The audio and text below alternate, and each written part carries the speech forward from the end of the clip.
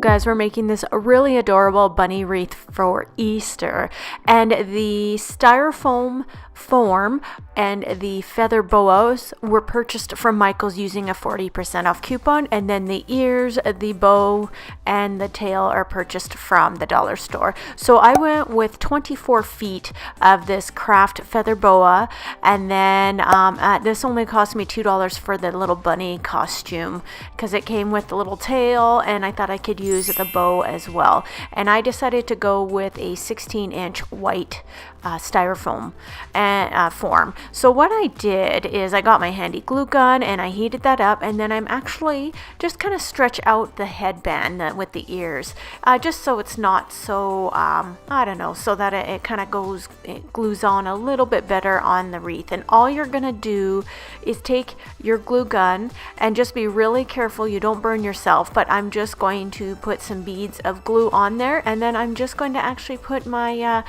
bunny headband on and just hold it in place for a few seconds while it cools down and sticks. And just be careful you don't burn yourself. And then I'm just gonna place some glue where it needed to have a little bit of extra where I missed when I initially put the glue down. And that is it for gluing the headband on. Really simple, guys. I love it. And then what I'm gonna do is, what's nice about this feather boa is it has these little strings at the end of each pardon me, and then I'm going to just actually start by gluing down that string, and then I'm going to try and hide it, and I'm going to start in the middle of the bunny ears. Now my goal with the feather boa is to do each 6-foot section to cover a quarter part of the wreath. Now I probably could have gone with probably a 5th one, but the reason I went with the white form is that way I didn't have to spend more money, because you can get these feather boas similar at the dollar store, but they're not as nice. But it's definitely cheaper if you want to go that route. I would suggest to get a white styrofoam and not green, just because then you don't have to use as many of the feather boas, and then the white just shows through and you can't really tell. So I'm just trying to kind of go through and just see how far out to space it so I can get it each section like a quarter of the way so that all 4 will cover it. And you see here I've done half of the wreath using 2 of them, and you just kind of have to space it. The only parts I'm gluing down are just the string at when I first start, and then when I'm finishing off with the last part, if that makes sense. And then I'm just gluing the 2 together. That way I only have to do one thing of glue. Makes it easier actually for when you're gluing this and making this wreath. It's very simple. I do warn you that feathers get all over the place, so if you have any issues with feathers, you could try something else. But I really liked this look of the feathers. I think it looks just adorable.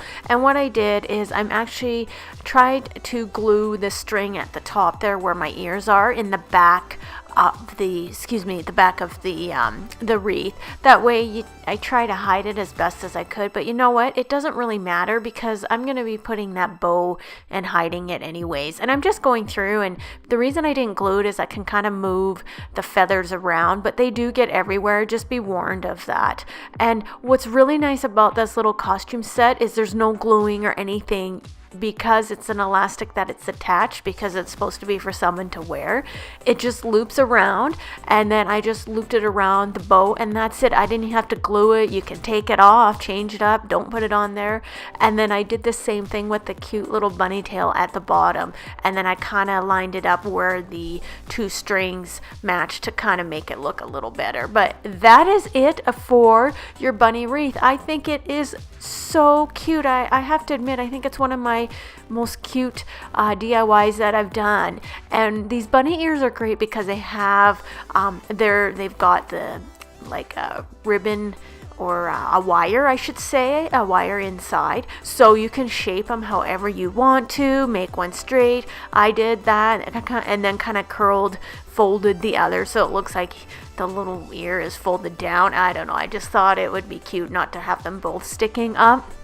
And then I'm going to actually now put it on my chalkboard area. I really love it. It was so simple.